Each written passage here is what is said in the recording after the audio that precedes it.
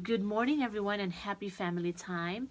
Today, I'm going to be talking about communication, but communication is a very broad topic, so I'll be focusing on family communication, especially the relationship between a husband and a wife. But the concept that I will be presenting will be applicable in any relationship. So, the weather at home is not always sunny. Sometimes it's cloudy, sometimes it's rainy, and sometimes it's even stormy. And during stressful days, conflicts are unavoidable. Now, the question is, why do conflicts arise? Is it because your spouse has an undesirable personality or problematic behavior? You could be right, but that is not the root cause. The root cause is unmet needs. When needs are not met, we tend to become moody, or we give our spouse a silent treatment, or we have the tendency to quickly criticize or judge. But there is really no problem with having needs, because having needs is part of being human. And expressing needs is our birthright. But the problem is, many of our needs remain unmet because we do not express them. One way of making yourself miserable is not expressing your needs.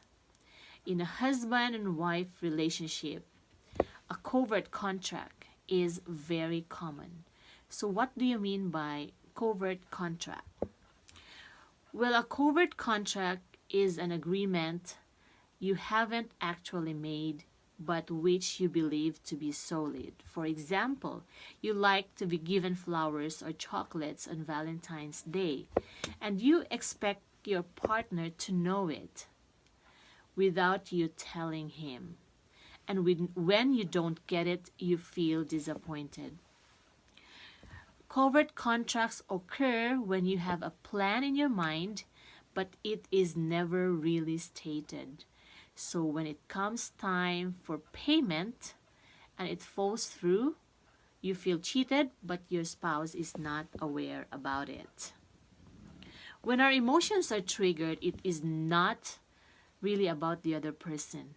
It is because of our unmet needs.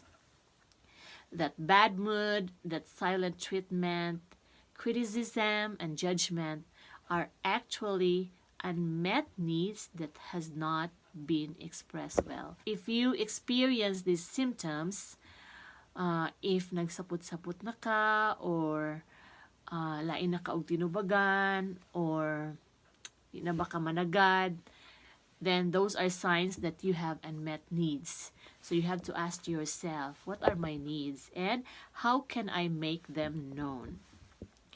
According to Abraham Maslow, our actions are motivated in order to achieve certain needs.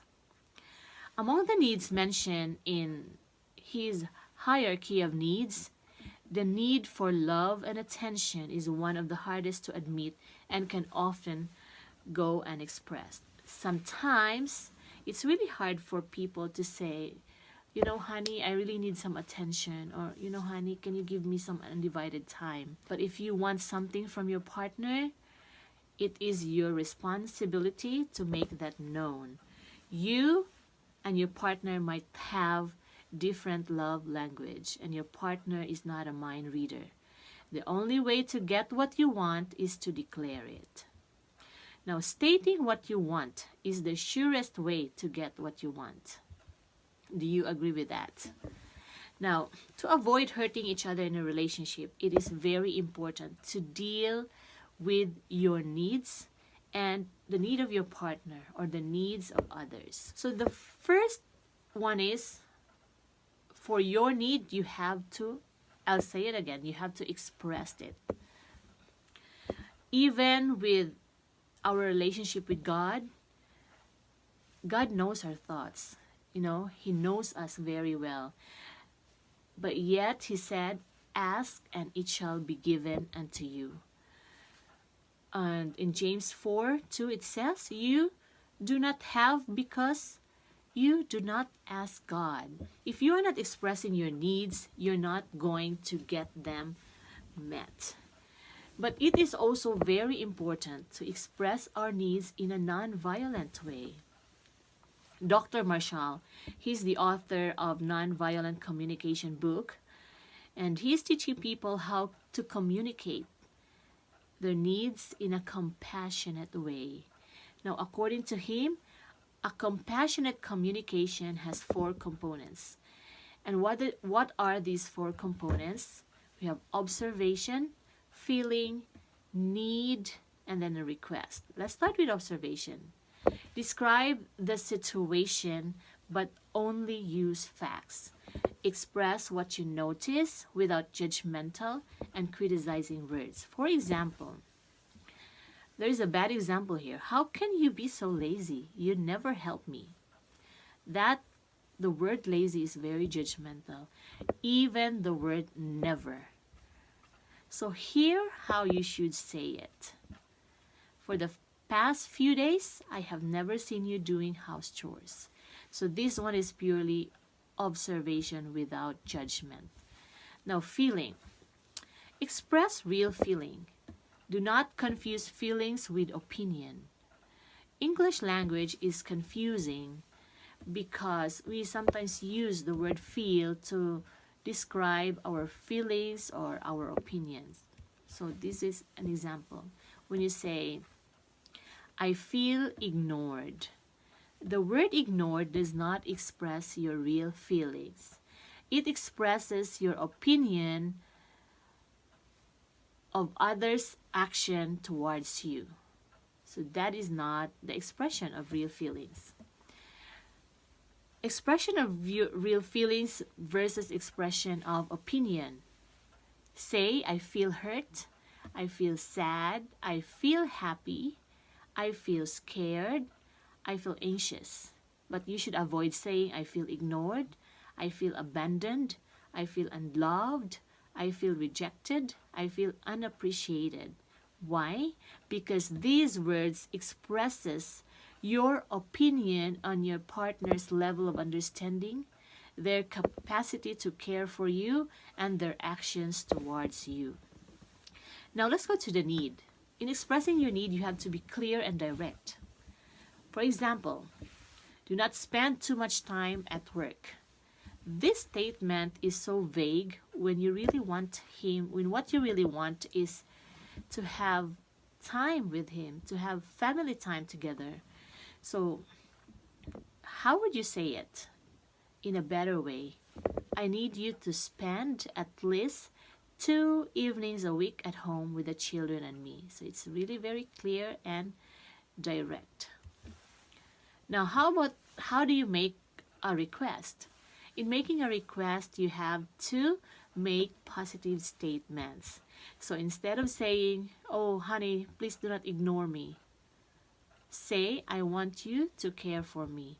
Or when you say, do not disturb me, you can also say it, can you give me some privacy?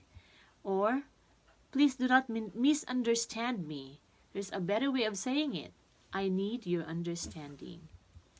Negative statements tend to repel people. The Bible says, words fitly spoken are like apples of gold in pictures of silver. So to review the 4 components, observation, feeling, need, and request, I have another example here. When I see dirty socks on the floor, I feel irritated because I need order in the house. Would you be willing to put your socks in the hamper? Isn't it a better way to express what you need instead of yelling, instead of, giving lectures, long lectures, or criticizing? There's another example here. The last time we went on a special date was 3 years ago. I feel sad. I need to spend alone time with you. Can you take me out on a date this Valentine's Day? Some people may not be comfortable with this type of communication, especially with us Filipinos. We are not very expressive when it comes to, just like what I've said, uh, with our need for love and attention. But we can learn and unlearn, and practice makes perfect. So that's how you deal with your needs, and that's how you should express your needs.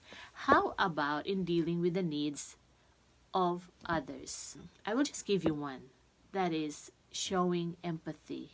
I know it is easier said than done, but if you think of this, you remember this when your spouse or your children are showing undesirable behavior, before you criticize or before you judge them, pause and think of this. Beneath every behavior there is a feeling, and beneath every feeling there is a need. So ask yourself, why is he acting like this? What is he feeling? What does he need? Or what are his needs? It's like an iceberg. What we always see is the behavior. And to see the feelings and need underneath, you need to pay more attention to the person. When you meet that need, rather than focusing on the behavior, you begin to deal with the cause and not the problem. Jesus is our role model. He does not focus on our behavior. He does not focus on our sin. He cares for our feelings and he attends to our needs. When the disciples drive the children away, maybe they were very noisy, they were misbehaving, God called them and gave them attention. When Zacchaeus was hated by everyone because he was a cheater, Jesus came closer and gave him attention. When Mary Magdalene was condemned by many because he was an adulterous woman, Jesus saved her and gave her attention. In our dealings with the members in our family, in our church, and in our community, I hope that we will strive to be more like Jesus. That is my prayer.